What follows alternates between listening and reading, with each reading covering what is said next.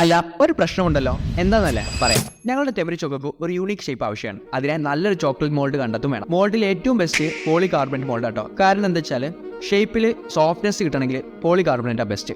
Silicon mould കുഴപ്പമില്ല കേട്ടോ. എന്നാൽ കാര്യത്തിൽ കിടക്കാം.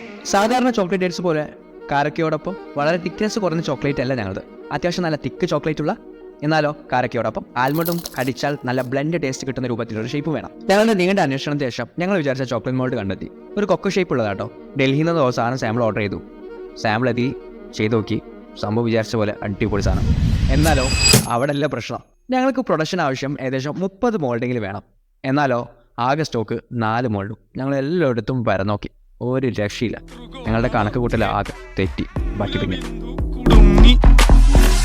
ഭുജ ത്രിഭുജ ചതുർഭുജ വടിവിൽ തെറ്റി.